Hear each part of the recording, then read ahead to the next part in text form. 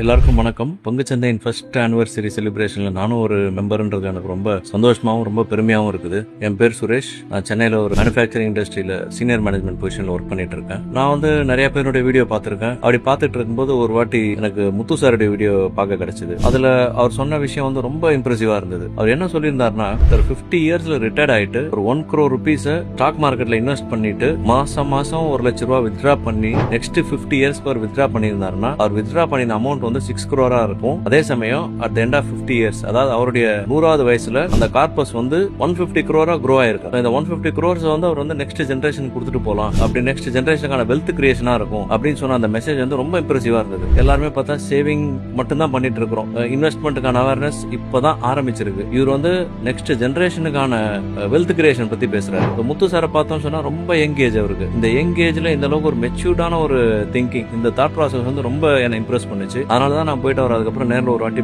பார்த்துட்டு மே மந்த்ல technical analysis course join பண்ணேன். அதுல அவர் சொல்லி கொடுத்த விதம், அவருடைய பொறுமை, அவருடைய மெத்தடாலஜி எல்லாமே ரொம்ப பிடிச்சிருந்தது. அதை முடிச்சிட்டு உடனே நான் ஃபண்டமெண்டல் அனாலிசிஸும் நான் அவர்கிட்ட கத்துக்கிட்டேன். பங்கு சந்தையில சேர்றதுக்கு முன்னாடி ஸ்டாக் மார்க்கெட்டை பத்தின எந்த வித ஒரு புரிதலுமே எனக்கு இல்ல. பங்கு சந்தையில சேர்ந்ததுக்கு அப்புறம் அவர் ஆரம்பிக்கிறது எப்படி ஆரம்பிக்கிறாருன்னா, ஒரு ஐடியாலஜி, இதுதான் நம்மளுடைய ஐடியாலஜி, நம்ம என்னாலும் இந்த ஐடியாலஜியை விட்டு வெளியில போக கூடாது, டிவியேட் ஆகக்கூடாது, இதுக்குள்ளாரியே நம்ம இருக்கணும் அப்படின்றது ஒண்ணு சொல்றாரு. அடுத்து எமோஷனல் கண்ட்ரோல், மைண்ட் கண்ட்ரோல், இதை சொல்லிட்டு தான் ஒரு கிளாஸ்க்குள்ளேயே போறாரு. ஸ்டாக் மார்க்கெட் மேல ஏறும் இறங்கும், அந்த டைம் நம்ம எல்லாமே கண்ட்ரோல்டா இருக்கணும். அதை பார்த்து பயப்படவும் கூடாது, ஓவரா எக்ஸைட்டும் ஆகக்கூடாது. ஏன்னா ஏதாவது மாத்தி பண்ணிட்டோம்னா தப்பாயிடும். அதனால நம்மளுடைய ஐடியாலஜி என்னவோ அதை கரெக்டா வச்சுக்கணும், மைண்டை கண்ட்ரோலா வச்சுக்கணும். ஸோ டெக்னிக்கல் அனாலிசிஸ் கிளாஸ் கத்துக்கும் போது பாத்தீங்கன்னா நிறைய டூல்ஸ் சொல்லி கொடுக்குறாரு. அந்த டூல்ஸை வச்சு நம்ம எப்ப என்ட்ரி எடுக்கணும், எப்ப எக்ஸிட் ஆகணும். அதே மாதிரி ஃபண்டமெண்டல்ல பாத்தீங்கன்னா stock selection, economy analysis, stock செலக்ஷன்லாம் இந்த ஸ்டாக் எப்படி செலக்ட் பண்ணணும். இதை கத்துட்டதுக்கு அப்புறம் பாத்தீங்கன்னா நாங்க இப்போ ட்ரேடிங் ஸ்டார்ட் பண்ணிட்டோம், இன்வெஸ்ட் பண்ணிட்டோம், ஸ்டார்ட் பண்ணிட்டோம். நல்லா எங்களுக்கு பெனிஃபிட்டா இருக்குது. ஸோ பங்கு சந்தையில